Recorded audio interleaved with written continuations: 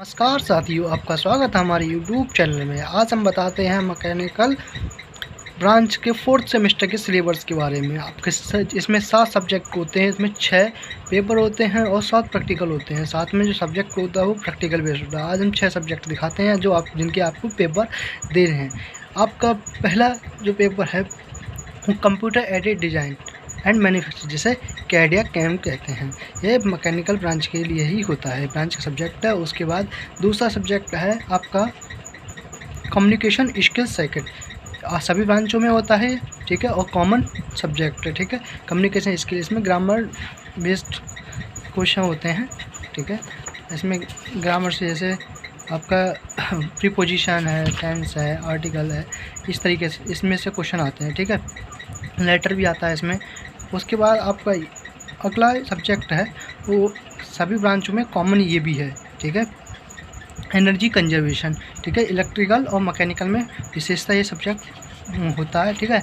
इसमें जिसे हिंदी में ऊर्जा संरक्षण कहते हैं। इसमें आपके ऊर्जा से संबंधित क्वेश्चन आते हैं। जैसे ये क्वेश्चन दिया है इसमें प्राथमिक तथा द्वितीय ऊर्जा को समझाइए, ऊर्जा के मूल, ऐसे ही आपको और क्वेश्चन दिखा देता हूँ, ठीक है। ग्रीन हाउस प्रभाव क्या होता है, ये बहुत इंपॉर्टेंट क्वेश्चन है, ग्रीन हाउस प्रभाव। इसी प्रकार से ऐसे बहुत से क्वेश्चन आते हैं, ठीक है। ये सब्जेक्ट है, इसकी डिटेल में वीडियो में किसी दिन आपको प्रोवाइड करा दूंगा, ठीक है। उसके बाद अगला सब्जेक्ट है, इसका कवर फट गया है क्योंकि मेरे घर में जय नाम का बच्चा है जो फाड़ता रहता है, ठीक है। ये आपका जो सब्जेक्ट है उस वो है पर्यावरण अध्ययन, ये इन्वायरमेंटल स्टेटस।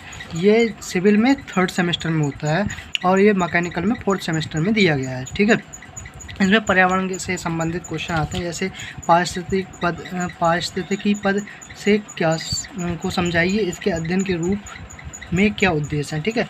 और जल प्रदूषण, वायु प्रदूषण, ठीक है, इस क्वेश्चन आते हैं। जैसे ये वायु प्रदूषण का एक चैप्टर दे रखा है इसमें आगे चल के आपको दे रखा है जल प्रदूषण, इनकी विधियाँ क्या हैं, ठीक है।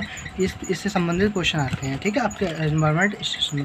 उसके बाद अगला सब्जेक्ट है हाइड्रोलिक एंड न्यूमेट्रिक। हाइड्रोलिक न्यूमेट्रिक है, ठीक है, ये मैकेनिकल ब्रांच में होता है। तो इसमें आपको ये सब्जेक्ट हाइड्रोलिक और न्यूमेट्रिक सिविल में भी होता है, ठीक है।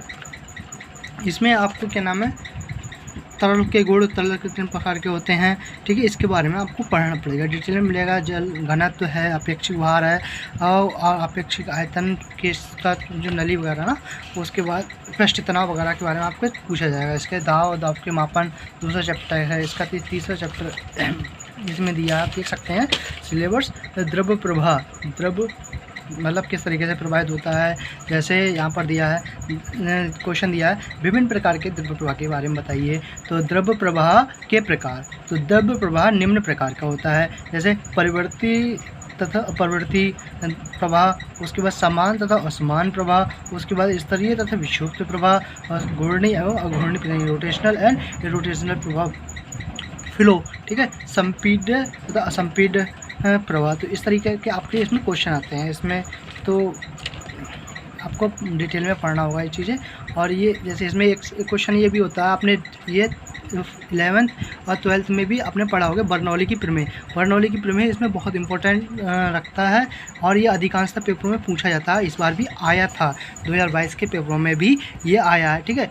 इसके डिटेल वीडियो मैं आपको प्रोवाइड करा दूँगा। ये हाइड्रोलिक न्यूमेट्रिक का है, ठीक है, पॉलिटेक्निक का, ठीक है, मैकेनिकल ब्रांच के लिए। उसके बाद अगला सब्जेक्ट जो है आपका छठा, तो इसमें वो है रेफ्रिजरेशन एंड एयर कंडीशनिंग, ठीक है, रेफ्रिजरेशन एयर कंडीशनिंग, ठीक है। ये भी आपको क्या नाम है पढ़ना है, ठीक है। ये भी कोई ज़्यादा कठिन नहीं है। इसमें फ्रीज और एसी वगैरह के बारे में आपको पढ़ाया जाएगा कि फ्रीज किस सिद्धांत पे काम करता है, फ्रीज मतलब कौन कौन से कितने कितने प्रकार के होते हैं, तो ये सब चीज़ें पढ़ाई जाएंगी, ठीक है।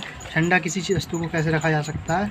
और इसमें लास्ट में एक न्यूमेट्रिक का वो दिया है, मतलब वायु के बारे में बताया गया है, जो लास्ट चैप्टर, एक ही चैप्टर दिया गया, ठीक है। इसमें देखो हाइड्रोलिक प्रणाली के घटक ये दिया, वायवीय प्रणाली के घटक, ठीक है, वायवीय प्रणाली के बुनियादी घटक क्या हैं, ठीक है। इसमें क्वेश्चन आता है सिंगल और डबल एक्टिंग वायवीय सिलेंडर के बारे में सचित्र वर्णन कीजिए। इस तरीके से आपको ये क्वेश्चन पढ़ने हैं, ठीक है। ये हाइड्रोलिक्स एंड न्यूमेट्रिक में, ठीक है। तो आप अपना सिलेबस ये रेफ्रिजरेशन बता दिया था आपको, एयर कंडीशन, तो ठीक है। आप अपने एक बार सिलेबस पर देख लीजिए। ये जितने भी आपको मैंने पेपर दिखाए हैं इनके प्रैक्टिकल भी होंगे और आपको एक फ़ाइल भी बनानी पड़ेगी। इनमें आपको फ़ाइल भी बनानी पड़ेगी, आपको प्रैक्टिकल भी देना पड़ेगा इसमें। और हो सकता है अगर टीचर चाहें तो इंग्लिश की क्या नाम है आपसे कुछ चार्ट वगैरह भी बनवाना चाहे तो बनवा सकता है, ठीक है।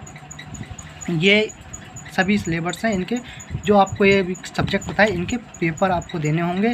और ये जो है रेफ्रिजरेशन एयर कंडीशन, इसमें न्यूमेरिकल भी आते हैं, ठीक है। इसमें न्यूमेरिकल भी आते हैं, आपको इसको न्यूमेरिकल में तैयार करना होगा, ठीक है। तो आपको ये वीडियो कैसी लगा हमें कमेंट में बताना, ठीक है। धन्यवाद।